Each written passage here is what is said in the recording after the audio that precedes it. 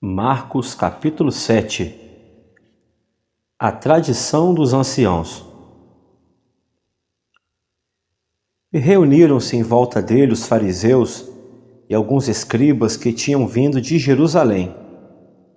E vendo que alguns dos seus discípulos comiam pão com as mãos impuras, isto é, por lavar, os repreendiam. Porque os fariseus e todos os judeus, conservando a tradição dos antigos, não comem sem lavar as mãos muitas vezes, e quando voltam do mercado, se não se lavarem, não comem. E muitas outras coisas há que receberam para observar, como lavar os copos e os jarros e os vasos de metal e as camas. Depois perguntaram-lhe os fariseus e os escribas: por que não andam os teus discípulos conforme a tradição dos antigos, mas comem com as mãos por lavar? E ele respondendo disse-lhes: bem profetizou Isaías acerca de vós, hipócritas, como está escrito: este povo me honra com os lábios, mas o seu coração está longe de mim. Em vão, porém, me honram, ensinando doutrinas que são mandamentos de homens.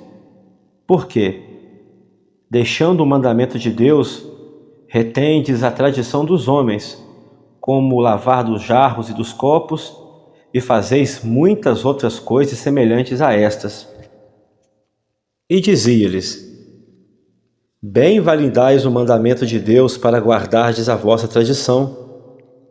Porque Moisés disse: honra o teu pai e a tua mãe, e quem maldisser o pai ou a mãe deve ser punido com a morte.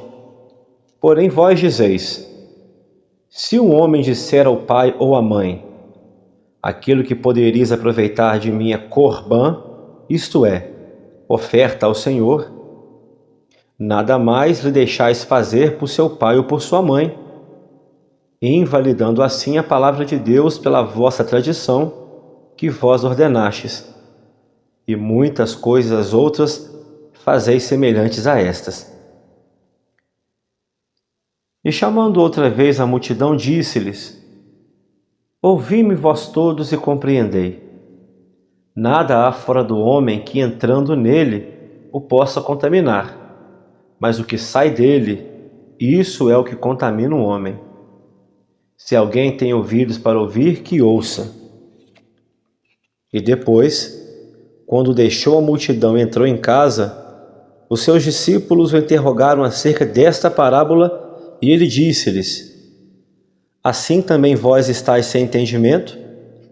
Não compreendeis que tudo que de fora entra no homem não pode contaminar, porque não entra no seu coração, mas no ventre, e é lançado fora, ficando assim pura todas as comidas? E dizia: o que sai do homem, isso é o que contamina o homem. Porque do interior do coração dos homens saem os maus pensamentos, os adultérios, as prostituições, os homicídios, os furtos, a avareza, as maldades, o engano, a dissolução, a inveja, a blasfêmia, a soberba, a loucura. Todos estes males procedem de dentro e contaminam o homem. A mulher cananeia.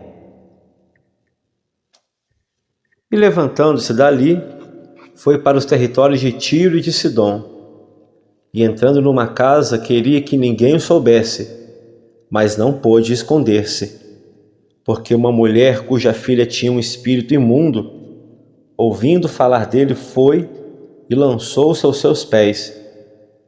E a mulher era grega, Ciro-fenícia de nação, e rogava-lhe que expulsasse de sua filha o demônio. Mas Jesus disse-lhe: deixa primeiro saciar os filhos, porque não convém tomar o pão dos filhos e lançá-lo aos cachorrinhos. Ela, porém, respondendo, disse-lhe: sim, Senhor.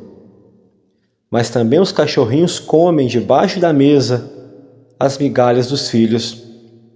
Então ele disse: por essa palavra vai, o demônio já saiu de sua filha. E indo ela para sua casa, achou a filha deitada sobre a cama, pois o demônio já tinha saído. A cura de um surdo e gago em Decápolis. E ele, tornando a sair dos territórios de Tiro e de Sidom, foi até o mar da Galileia pelos confins de Decápolis. E trouxeram-lhe um surdo que falava dificilmente, e rogaram-lhe que impusesse as mãos sobre ele.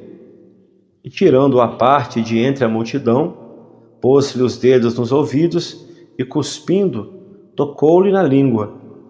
E, levantando os olhos ao céu, suspirou e disse: Éfatá, isto é, abre-te. E logo se lhe abriram os ouvidos, e a prisão da língua se desfez, e falava perfeitamente.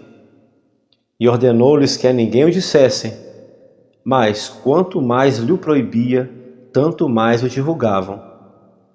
E admirando-se sobremaneira, diziam: tudo faz bem, faz ouvir os surdos e faz falar os mudos.